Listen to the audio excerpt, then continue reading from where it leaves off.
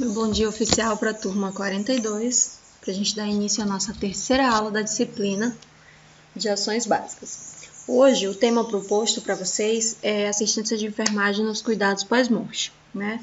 Nós da enfermagem, nós sabemos que devemos nos preparar para que nós possamos lidar com a vida e promover qualidade de vida, né, durante o momento de transição, que vai desde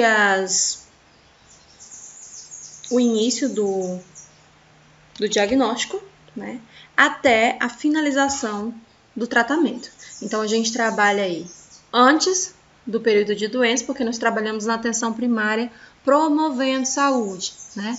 Depois a gente trabalha quando essa pessoa precisa de cuidados, quando a prevenção foi ineficaz e esse paciente precisa de cuidados. A enfermagem está ali aliada ao processo de tratamento. Depois, nós estabelecemos o período de recuperação desse paciente. E, por último, nós fazemos os cuidados pós-alta hospitalar, devolvendo esse paciente para a atenção primária. Então, a enfermagem está presente durante todo o seu ciclo de doença. Só que sabemos nós que existe o processo, né, que vai de encontro à nossa prática, que é o processo de apoptose, é o processo de morte celular, morte tecidual, né, e, consequentemente, falência múltipla dos órgãos, e aí o paciente evolui para óbito. Em algumas situações, esse processo é natural e esperado, como, por exemplo, no ciclo final da vida, né, que seria ali o momento em que essa pessoa nasceu há um certo tempo, reproduziu, se desenvolveu e agora está no processo final de sua existência, né?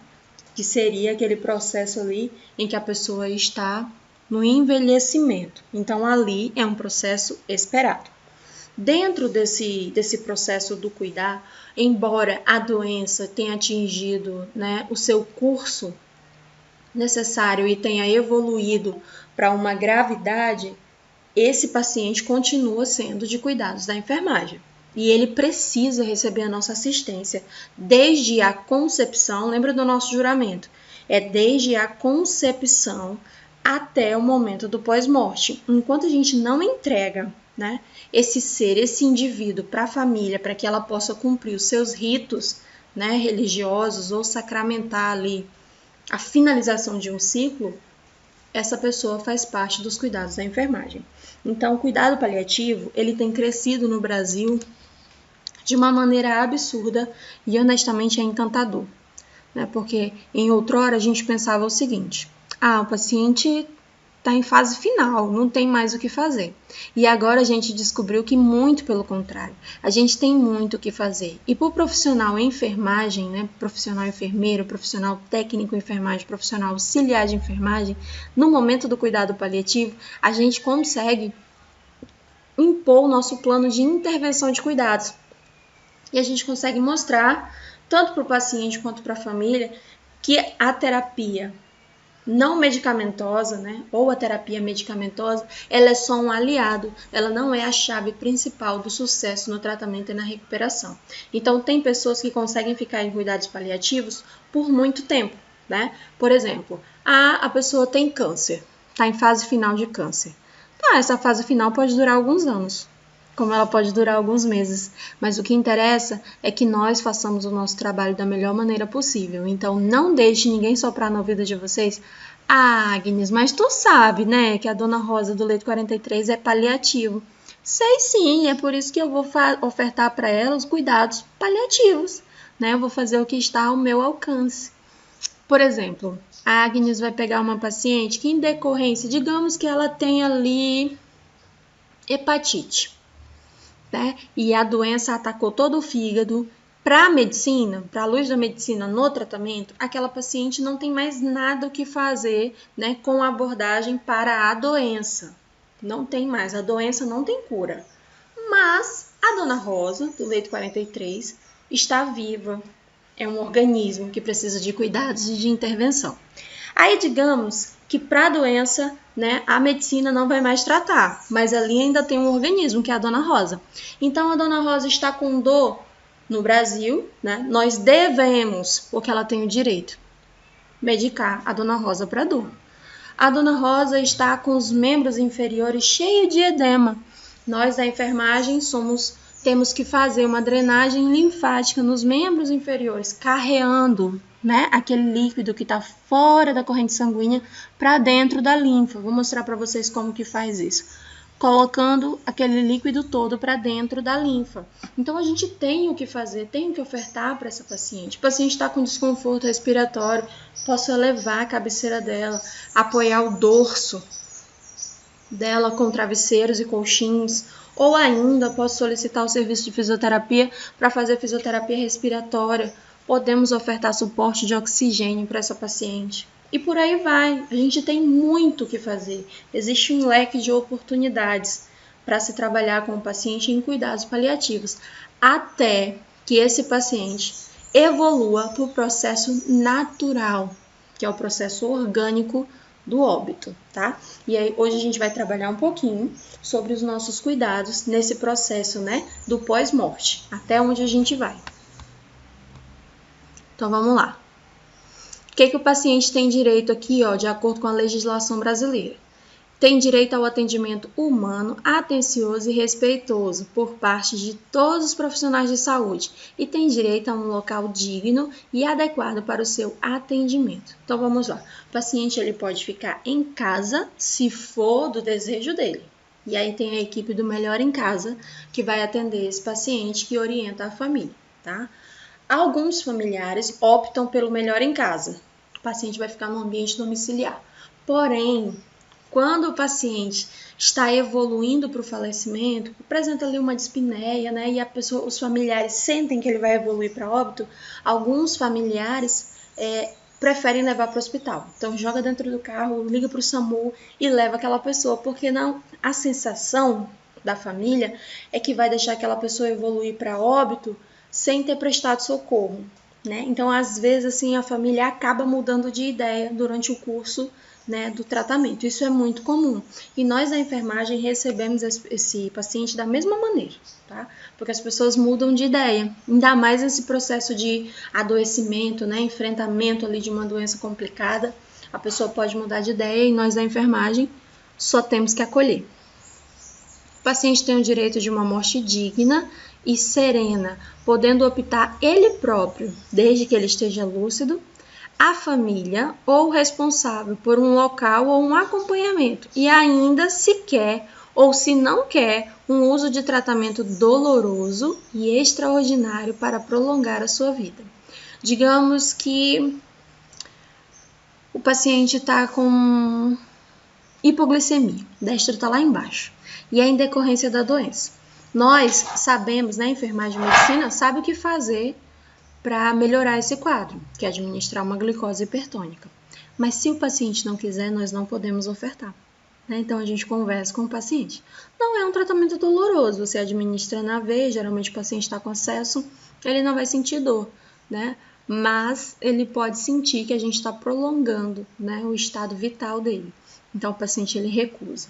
Ou uma situação mais ou menos assim. O paciente está com câncer gástrico, e aí, se opera, né, ele tem chance de evoluir para óbito. E se não opera, ele tem chance de evoluir para óbito. Então, o paciente, ele opta por não operar. Ou opta por operar e vai a óbito na mesa de cirurgia. Então, esse tipo de decisão a gente deixa a critério do paciente, lembrando daquele princípio, né, lá de ética e bioética, que é o princípio da autonomia, que a gente fala a verdade para o paciente, orienta, né, todos os prós e todos os contras e deixamos o paciente a critério da escolha final, juntamente com o seu seio familiar, com as pessoas que mais ali se importam com ele. O paciente tem direito à dignidade e respeito mesmo após a morte. Os familiares ou responsáveis devem ser avisados imediatamente após o óbito. Quem avisa a família, professora? Médico. Enfermagem pode avisar a família, professora? Não. Mas e se a família perguntar, professora? Inventa uma desculpa, fala que o médico quer falar com ela ou o médico vai falar com ela pelos próximos minutos. Ô, Dona Maria, se acalma, sente aqui, eu vou lhe dar uma água, vou lhe dar um cafezinho. Vamos esperar o doutor fulano de tal ou a doutora fulano de tal chegar para conversar com a senhora. Enfermagem não passa informação de falecimento. Enfermagem não decreta óbito, ok?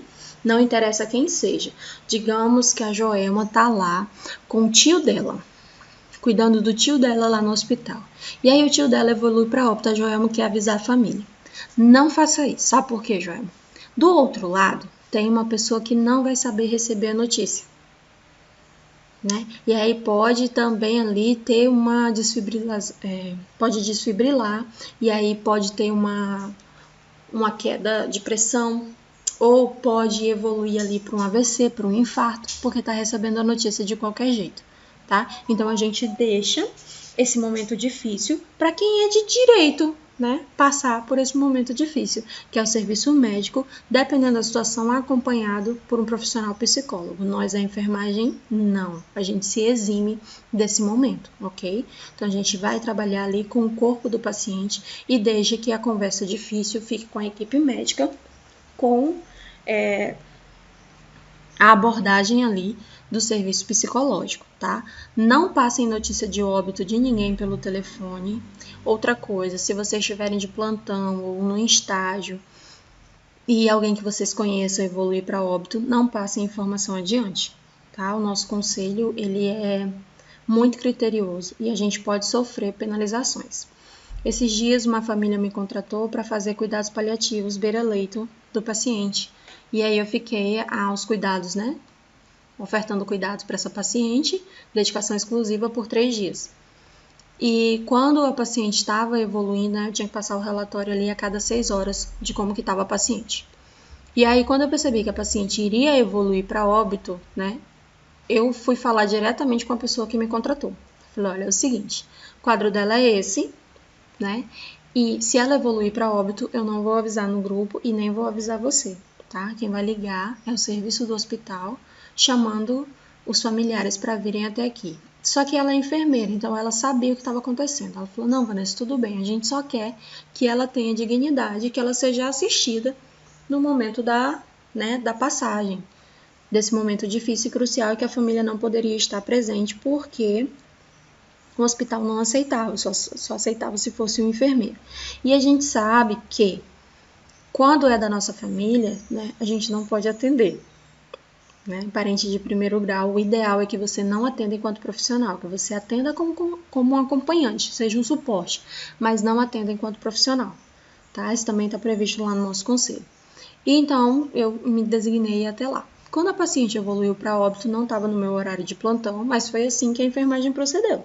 A gente ficava mandando mensagem, né? Falando do relatório, de como ela estava evoluindo, dizendo que ela não estava reagindo aos parâmetros, né, que aí passava os sinais vitais. E nisso a família já sabia, porque era um paciente, né, que estava ali naquele momento final, já no ciclo final da vida, com 97 anos e tudo mais. E aí o médico entrou em contato, quando ela evoluiu para óbito, o médico entrou em contato, foram 2 familiares lá, como representantes, e eles ficaram sabendo da notícia do falecimento. E eles se responsabilizaram por passar a notícia para o restante da família. E nisso tinha um grupo. E o que eu achei mais interessante da família é que em nenhum momento a notícia do falecimento foi para o grupo. Em nenhum momento. Aquelas 2 pessoas saíram de lá, metade foi para a casa de uns familiares e o outro foi para a casa de outros familiares. Então eles foram avisando as pessoas pessoalmente do falecimento. E isso demonstra o respeito entre a família. Às vezes a pessoa não tem a noção de como que o outro está do outro lado da linha e vai receber aquela notícia.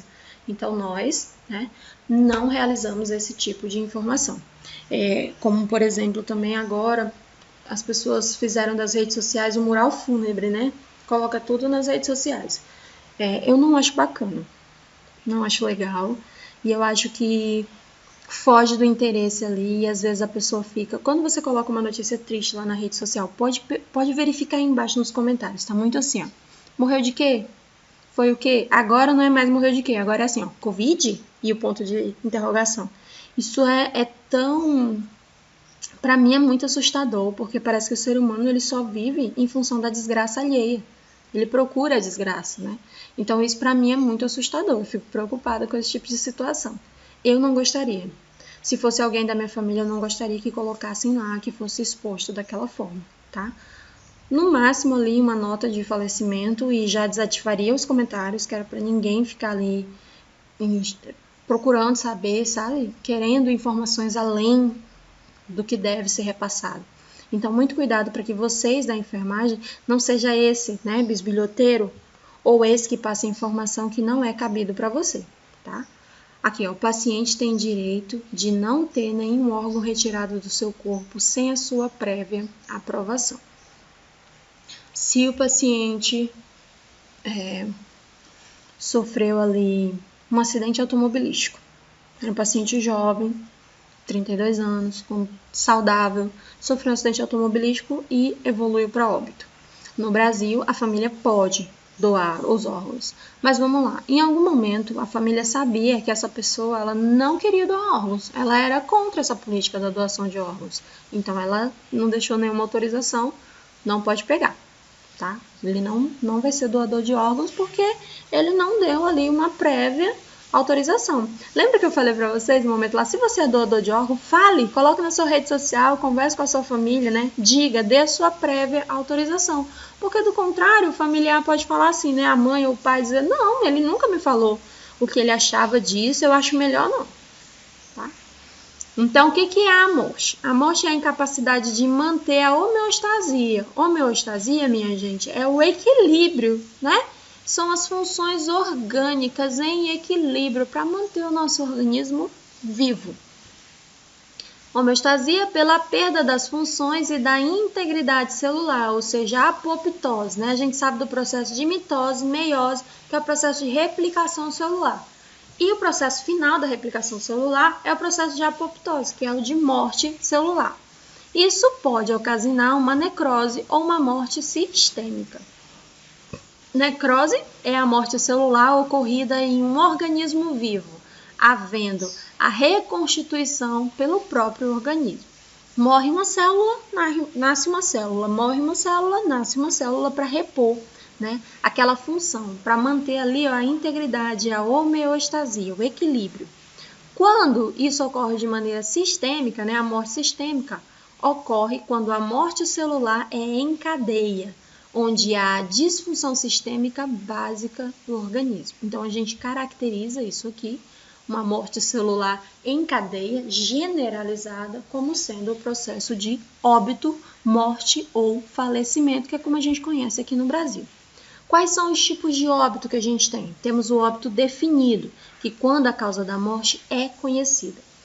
Por exemplo, o paciente está lutando ali contra uma efizema pulmonar. E aí ele morreu de parada cardiorrespiratória.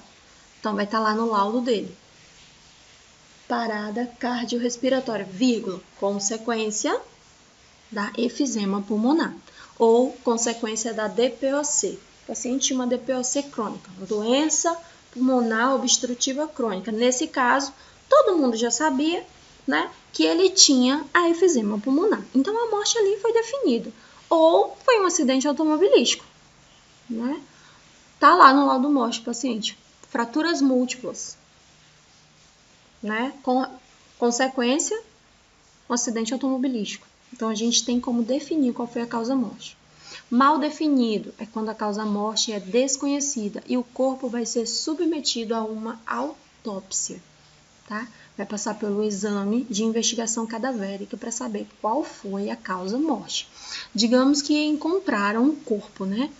No ano de 2019, eu lembro que isso era muito recente, nossa. De vez em quando a gente encontrava um corpo, né? Era uma coisa assim que... Ai, tropecei num corpo. Em Rio Branco tava uma coisa absurda. Então, encontraram um corpo. Não sabe que dia foi, a que horas foi, né? Só sabe que a pessoa está sem vida. Então, ele vai passar pelo procedimento da autópsia para descobrir qual foi a causa-morte. Ah, mas o corpo está todo perfurado de arma branca. Óbvio que ele morreu por uma facada. Não, mas e se ele foi asfixiado antes? Né? Se tem ali algum orifício que detecta que foi a facada do coração, que atingiu o coração e matou essa pessoa, né? Então, tem como definir aqui, ó, qual foi de fato a causa-morte desse paciente. Ou quando é um caso de polícia aqui, que tem um comprometimento legal, né? Que são os óbitos decorrentes de acidente, de agressão. Daí o corpo vai ser encaminhado para o Instituto Médico Legal, tá bem? Outra coisa, vocês já perceberam que quando tem um acidente automobilístico, ou uma briga, um assassinato, e aí eles chamam o SAMU. Daí o SAMU vai. Quando chega lá, eles chamam outra ambulância. E aí, essa outra ambulância é que aciona a Polícia Civil para o Instituto Médico Legal, porque é preciso que um médico, uma ambulância do suporte 01, que contenha um médico, decrete o óbito para só então aquela pessoa ser encaminhada para o serviço do Instituto Médico Legal. Tá? Não adianta nada você ligar para a polícia e falar assim, achei uma pessoa morta aqui. Não. Vão ligar para o SAMU. Primeiro vai ligar para o SAMU, para um médico atestar o óbito, tá? Cidadão civil não atesta óbito, enfermagem não atesta óbito, fisioterapia não atesta óbito. A única profissão que atesta óbito no Brasil é o médico, tá? E aí eles chamam o SAMU e falam, né, que é para ir um suporte avançado, porque é um possível óbito. Embora a pessoa tá dura lá, é um possível óbito, tá? Porque a gente não pode decretar, então é possível. Talvez, quem sabe. Algumas fases, né, que vão anteceder aí o processo da morte. Reação psíquica determinada pela experiência com a morte vivida ou pelo indivíduo ou pelos familiares. Foi descrita pela pesquisadora Elizabeth Cooper, tá? Ela traz aqui em 5 estágios sequenciais. O primeiro é a negação. O paciente entra no estágio da negação. Não quero nem ouvir falar dessa história. Que a doença não tem mais jeito, não quero nem ouvir falar dessa história. Depois eu tenho raiva, porque 1 milhão de pessoas aqui habitando nesse planeta e essa doença vem pegar justamente justo eu, que acabei de passar no concurso público, ou que acabei de ter um netinho, enfim, né? Vem a raiva. Depois vem a barganha, né? Olha, como eu tô doente, eu não sei o que vai acontecer comigo, eu quero isso, né? Não, eu quero ir. Então a própria família fica, menina, releva, a criatura tá no leito de morte, não sei o quê. Vai lá, perdoa ele, se perdoa. Aí fica aquele processo ali da família, que é um sofrimento com o paciente, e a barganha, e aquela coisa toda que, para quem tá olhando de fora, parece ser algo inacabável. Depois entra a depressão. E por último, chega a fase da aceitação. E essas fases aqui também são vivenciadas pela família no processo de luto, tá? Então, é muito comum que as pessoas no processo de luto atinjam esses 5 estágios, tá? Quando a pessoa aí perde um ente querido, a gente tem que ficar de olho nela, porque ela vai passar por todas essas fases, segundo Elizabeth Cooper. Então, são fases psíquicas, mentais e emocionais. A negação vai ser o quê? Mecanismo de defesa que ele é temporário, tá? Diante da morte.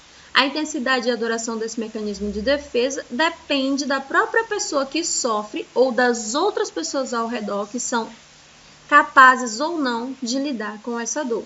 A negação é a não aceitação da realidade. Em geral, a negação é o isolamento e não persiste por muito tempo, tá? A negação, ela dura ali 2, 3, 5 dias estourando, tá?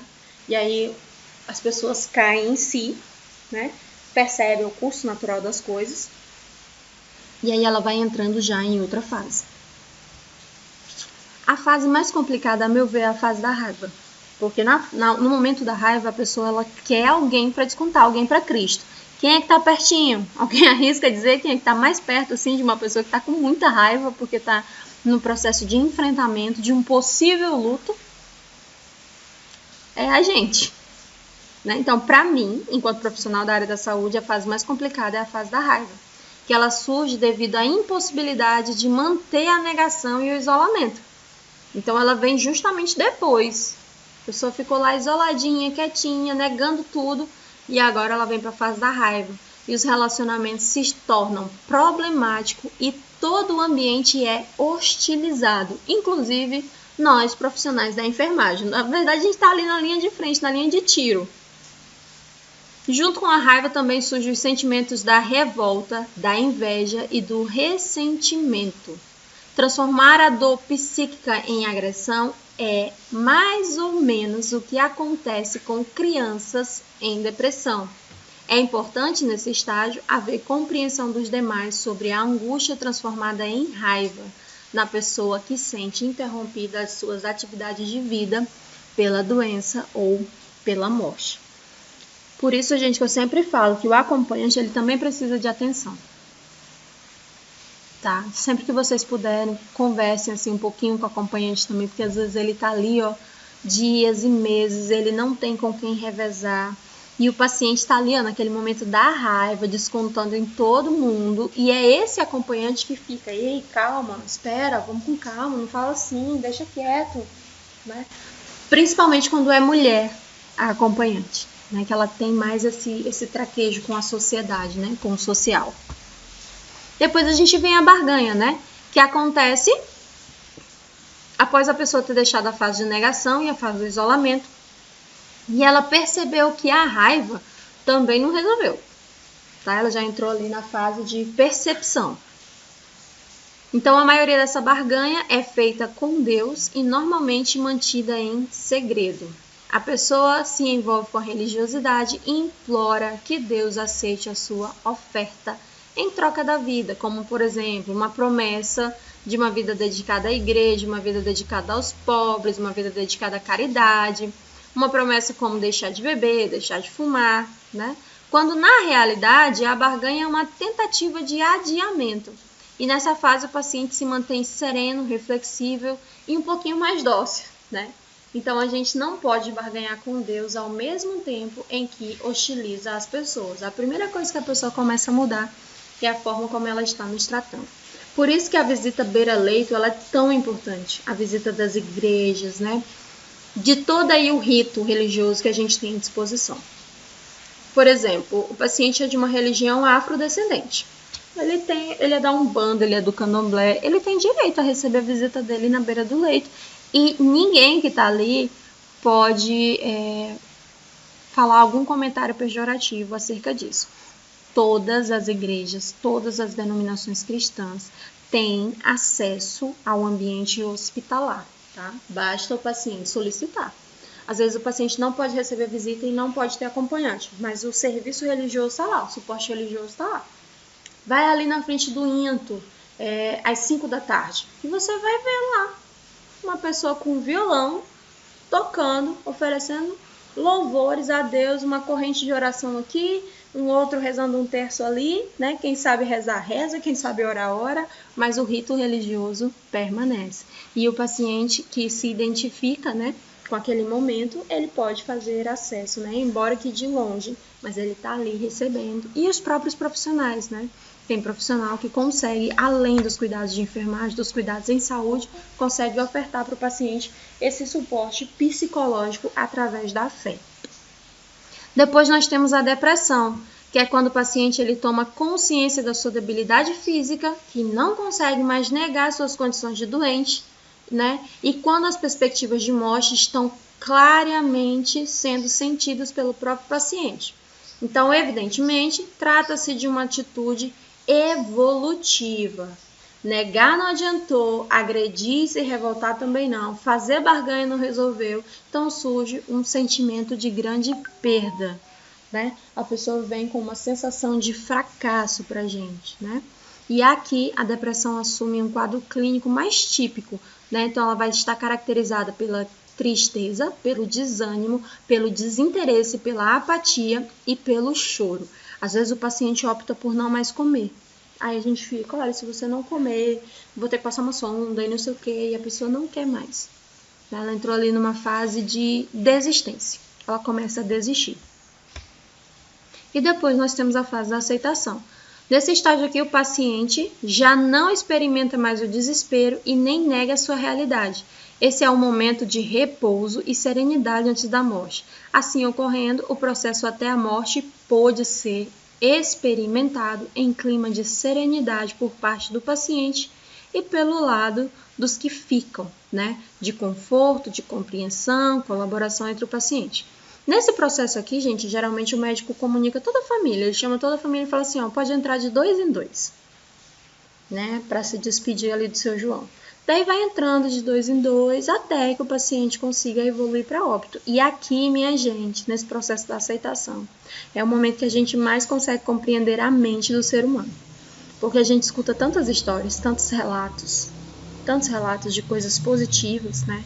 E aí a gente fica naquela, só morre o bonzinho, né? Ninguém ruim morre. Porque na verdade ninguém é todo bom e ninguém é todo mal. E quando uma pessoa está frente a uma situação como essa, só fica o que de fato importa, que é o que aquela pessoa contribuiu para a vida de alguém. Né? Então a gente escuta assim, com ternura e com doçura, histórias daquele seio familiar. Então o que a gente pode fazer para ajudar o paciente aqui, ó, no enfrentamento da morte, né, e dos seus familiares? Aceitar o comportamento do paciente, não importando qual seja ele. E a raiva, a meu ver, é o pior momento para eu, enquanto pessoa, né? Conseguir aceitar aquilo de uma maneira que não me atinja. O momento da raiva é a parte mais complicada para mim. Oportunize os pacientes momentos para a expressão livre de seus sentimentos. Se a pessoa quiser conversar, oportunize ela para isso. Trabalhe para compreender os sentimentos dos pacientes. Né? Promova dentro de você essa capacidade do entendimento. E depois use a afirmação de ampla abertura como: deve ser difícil para você. Gostaria de conversar a respeito? Né? A gente pode conversar agora sobre isso? Não é fácil para ninguém. E às vezes ele já vem com uma resposta pronta. É porque não é você que está nessa situação? Né? E às vezes é difícil a gente manter ali o autocontrole para acabar não... Porque ele quer um culpado, né? Que é um culpado por ele estar naquela situação, e aí lembra que vem a fase da inveja, né? E aí imagina, você no final do dia vai para casa, vai para sua casa, cuidar da sua família, cuidar da sua vida, e eu vou continuar aqui, né? E eu não tenho mais perspectiva de sair daqui para cuidar da minha vida, da minha família. Alterações que podem anteceder a morte são alterações neurológicas, como por exemplo a agitação psicomotora, né? Quando o paciente apresenta ali alguns tremores, ou você já viu uma pessoa ansiosa que fica mexendo as pernas? A pessoa fica ali batendo a perna, balançando a perna, né? Estado de inconsciência, diminuição da abolição de reflexos, tá? O paciente não consegue mais abrir o olho, não consegue mais falar, não consegue mexer as mãos, mexer os pés. Relaxamento da musculatura, queda da mandíbula, incapacidade de deglutição, ele não consegue mais engolir, acúmulo de secreção na orofaringe e relaxamento esficteriano e midríase. Midríase é quando a pupila do paciente ela dilata.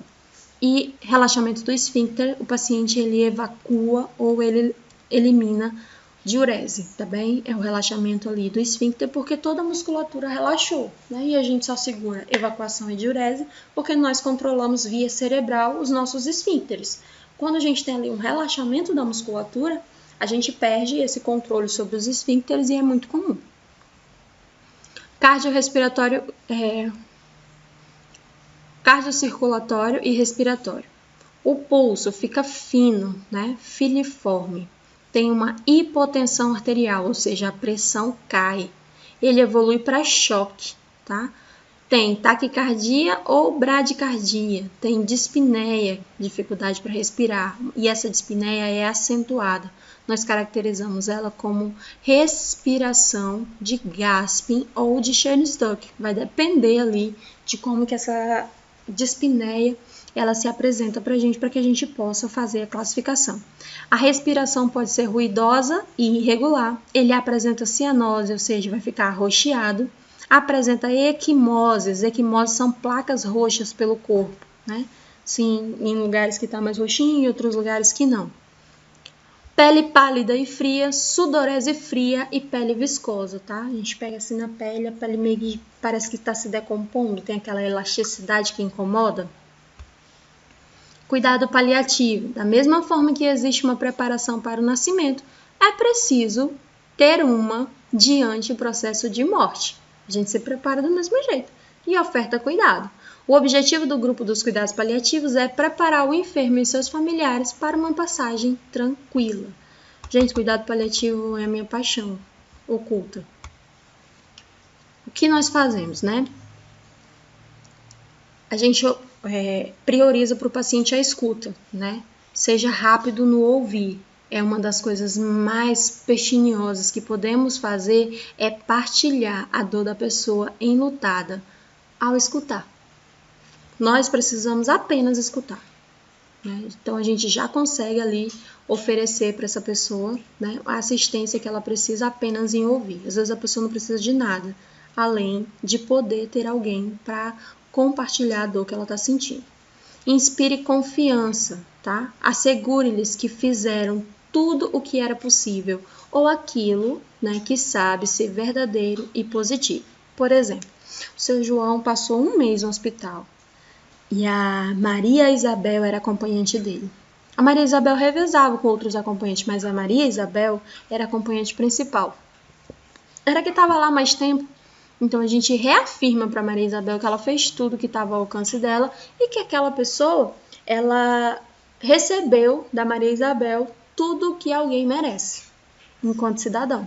Né? Naquele leito ali de morte, olha, o seu João, ele foi uma pessoa de muita sorte, porque ele tinha você ao lado dele, porque você fez tudo o que pôde. Então a gente tira ali, né, das costas daquela pessoa, porque geralmente o acompanhante ele fica com uma sensação de fracasso.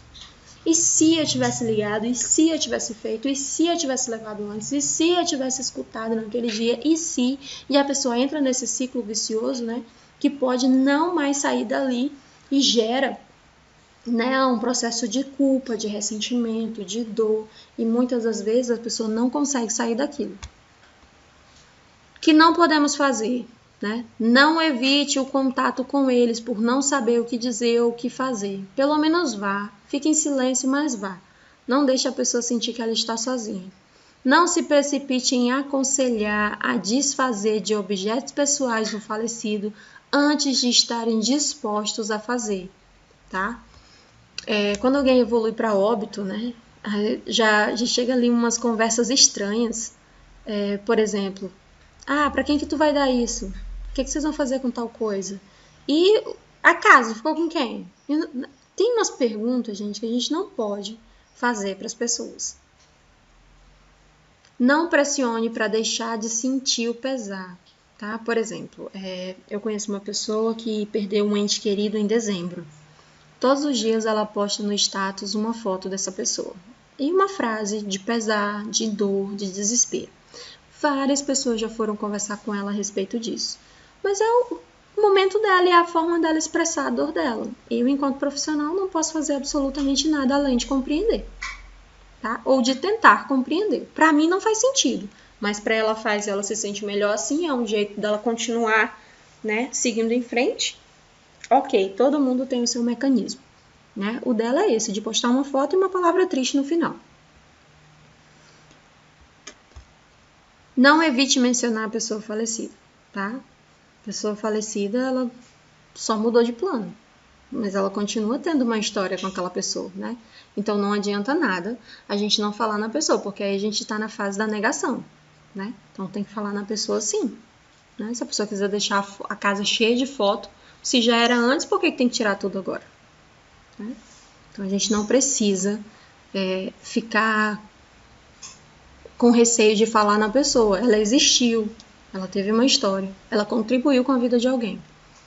E não se precipite em dizer assim foi melhor, tá? Essa frase aqui a gente esquece. Foi melhor assim, foi melhor para ele, estava sofrendo, deixou de sofrer. Não, a gente não fala, tá?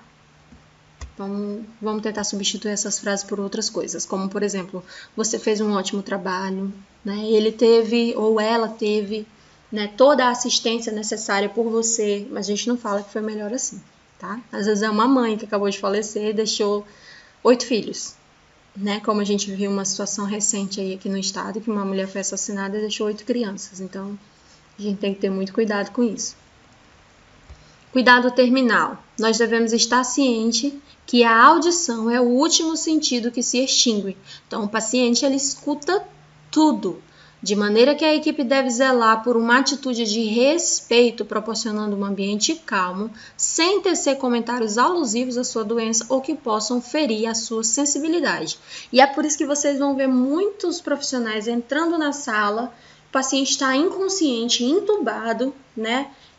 Em uso de droga vasoativa, em uso de sedação contínua, e ainda assim o profissional vai se referir a ele como se ele pudesse responder. Ô, dona Maria, nós vamos aqui agora dar o banho da senhora. Bora, dona Maria. Aí a dona Maria começa ali, né? Os parâmetros dela começam a oscilar. A gente fala, calma, dona Maria.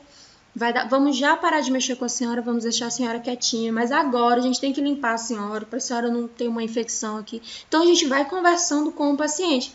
Porque, cientificamente, é comprovado, os profissionais da área da saúde sabem que a audição é o primeiro sentido que se desenvolve e é o último sentido que morre. Então, as pessoas, sim, são capazes de ouvir e decodificar. Tá? Tanto que, em algumas vezes, o paciente ele esboça choro, reação tanto no parâmetro como reação ocular. Ele chora, tá? Como que a gente realiza os cuidados terminais? Mesmo em coma. Mesmo em coma ele entende, Neide.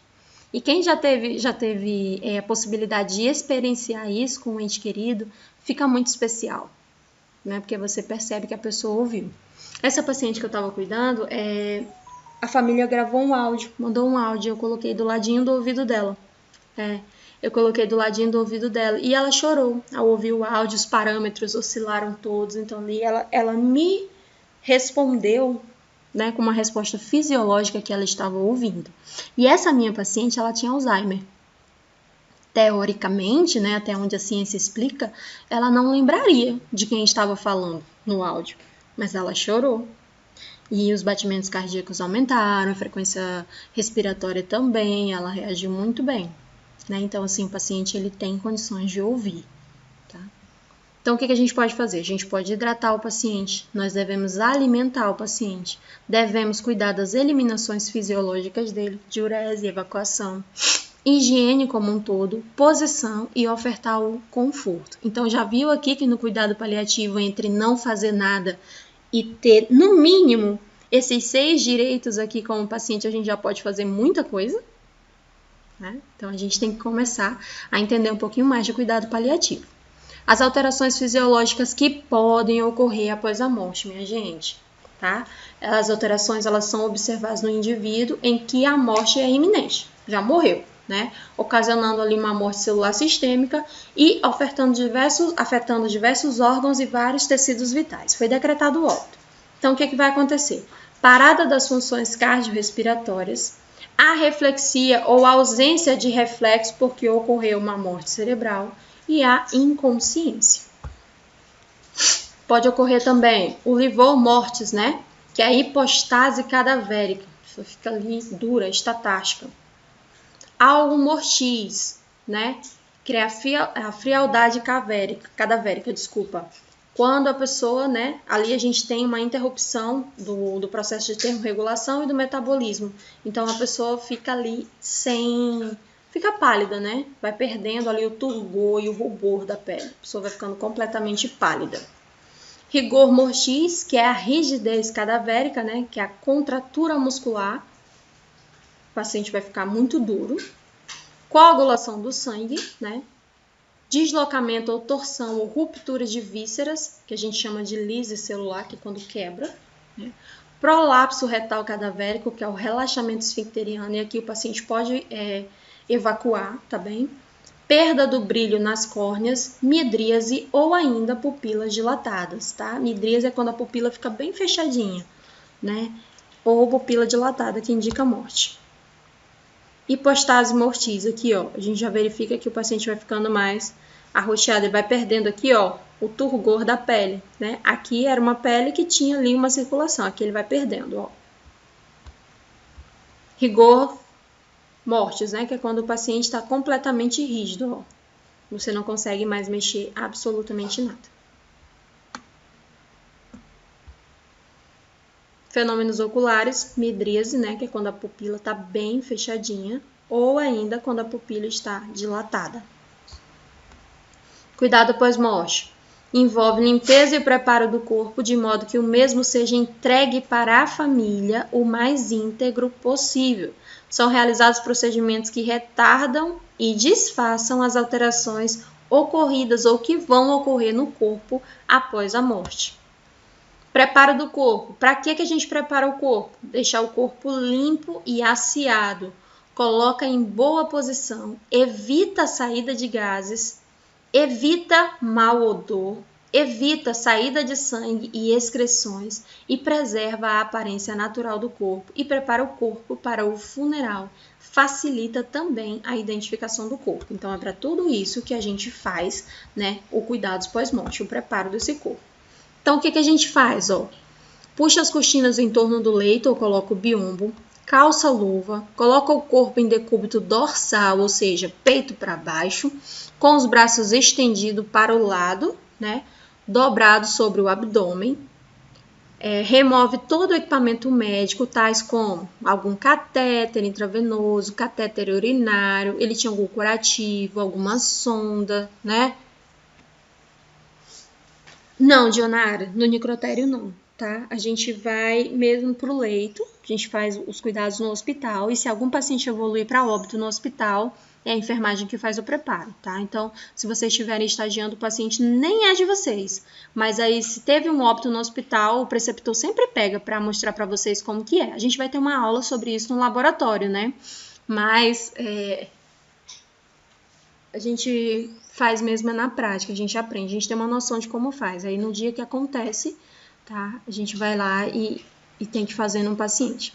Você é obrigado a fazer? Não. Se isso te causa algum desconforto psicológico, psíquico, não faça, tá? Você conversa com o seu professor e fala, professor, eu não quero, não me identifico, não quero fazer isso. E você não vai ser prejudicada por isso, tá?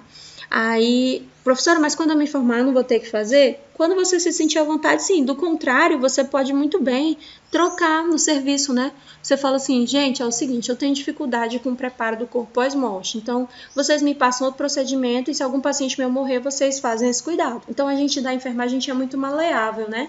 Por exemplo, eu, Vanessa, tenho um problema com secreção oral. Catarro. Eu tenho um problema com secreção oral. Então, eu particularmente tremo na base, é algo da enfermagem que me tira o chão, né? Então eu sempre converso com a equipe, falo, olha, eu faço qualquer coisa, mas se chegar algum paciente secretivo, vocês por favor atendam, porque aquilo me causa desconforto, né? Eu não consigo lidar bem com catarro, um dia quem sabe talvez, mas hoje eu tenho dificuldade, e isso é humano, isso é natural, né? Mas eu já não tenho dificuldade com miase, né, que são as larvas. Não tenho dificuldade com miíase, eu tiro as miíases numa boa, eu não tenho dificuldade com evacuação, eu não tenho dificuldade com cuidados pós-mortes, né? Eu não tenho dificuldade com urgência e emergência. A minha dificuldade enquanto pessoa é com essa secreção oral em específico, né? Então a gente troca no ambiente hospitalar, a gente trabalha em equipe, então não precisa se preocupar com isso não. Se isso não te deixa à vontade, a gente troca, sem problema nenhum, né? Depois a gente vai remover tudo que ele tem nele, eleva discretamente a altura da cabeceira para que não fique saindo secreção. Reponha os materiais, né, como atadura na boca. Higieniza o corpo. Realiza o tamponamento das cavidades e dos orifícios, como, por exemplo, nariz, boca. Se o paciente tiver traqueostomia, a gente fecha a traqueostomia também. Fechamos o ânus e fechamos a vagina, quando tem necessidade, tá? Mas, no geral, eu sempre fecho, porque a gente não sabe quanto tempo aquele paciente vai ficar ali, a gente sabe que ocorre a liberação esfincteriana, então ele pode evacuar, tá? Mesmo após morto, porque tá tudo ali e o intestino, ele pode liberar. Então, é comum acontecer. Sem contar que pode sangrar também, né? Pode apresentar ali alguma secreção.